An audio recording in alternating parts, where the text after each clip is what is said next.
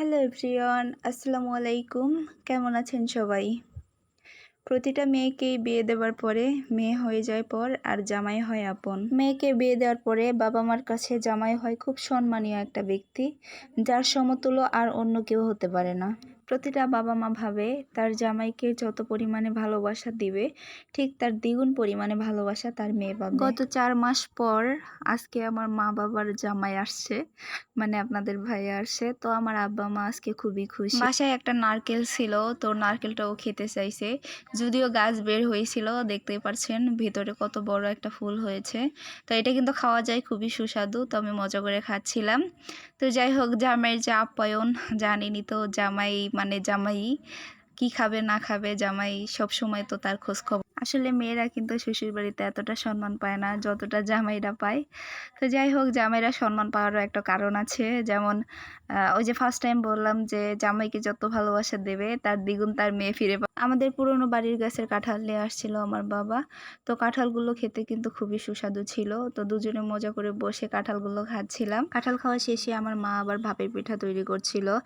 এই পিঠাকে আপনাদের এলাকায় হয়তো অন্য নামে চিনে থাকবেন, কিন্তু আমাদের এলাকায় এটাকে ভাপের পিঠা বলে। যেমন রাজশাহীতে এটাকে কিন্তু ধুপি পিঠা বলে। যাই হোক, এটা মাঝখানে গুড় দিয়ে তৈরি করতে হয়।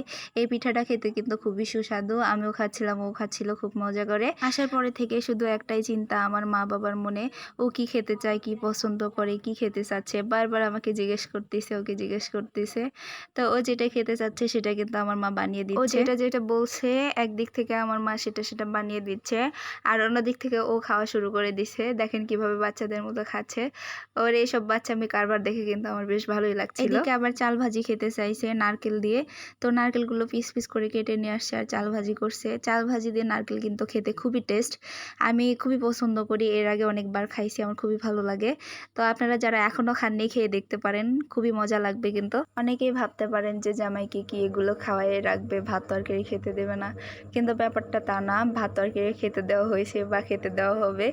তো এগুলা হচ্ছে আমাদের মানে মজার কিছু সময়, যে সময়গুলো আমরা টাইম পাস করেছি এসব খেয়ে, তার জন্য আপনাদের সাথে শেয়ার করেছি আর কি। আমাদের বিয়ে হয়েছে প্রায় 8 মাস হয়ে গেল। আমরা কিন্তু একসঙ্গে অনেক সময় কাটিয়েছি, কিন্তু আমার বাবার বাড়িতে এসে যে সময়গুলো একসঙ্গে কাটাচ্ছি এগুলো কিন্তু খুবই মূল্যবান সময়। এই মুহূর্তগুলো টাকা দিয়ে কিনে পাওয়া যাবে না।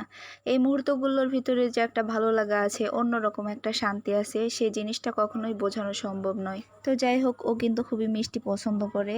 তো আমার মা ওকে সেমাই রান্না করে দিছে, আমি সাথে 2টা মিষ্টি দিয়েছি। অনেকেই আছে যারা মিষ্টি পছন্দ করে, আর অনেকেই আছে যারা ঝাল পছন্দ করে, মিষ্টি পছন্দ করে না। যেমন আমি মিষ্টি খুব একটা পছন্দ করি না, তবে ঝাল পছন্দ করি। ও মিষ্টি খাচ্ছিল আর বারবার আমাকে দিতে চাচ্ছিল, কিন্তু আমি মিষ্টি খাই না খুব একটা, ও জানে। তারপরে ও জোর করছিল দেখে একটু নিয়ে খাইছিলাম। আর আমি খুবই খুশি যে এমন একটা পারফেক্ট মানুষ আমার লাইফে পেয়েছি। আমি আল্লাহর কাছে একটা জিনিসই চাই, যেন এই মানুষটা সারা জীবন আমার পাশে থাকে, যেন এই মানুষটার সাথে সারাটা জীবন আমি কাটিয়ে দিতে পারি। সেমাই খাওয়ার পরে ও আবার তেলপিঠা খেতে চাচ্ছিল। আগে বলেছিলাম যে ও মিষ্টি খুবই পছন্দ করে। এই পিঠাকে কিন্তু আমাদের বগুড়াতে তেলপিঠা বলে, রাজশাহীতে কিন্তু এই পিঠাকে পাগান পিঠা বলে। অনেক জেলাতে অনেক অনেক নামে চিনে।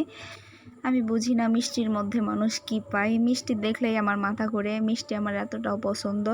ও কিন্তু খুবই মিষ্টি পছন্দ করে। আনম্যারিড যারা যারা আছেন সবার উদ্দেশ্যে একটা কথা বলবো, ভাই যারা যারা এখনো বিয়ে করেন নাই, বিয়ে করে নেন ভাই।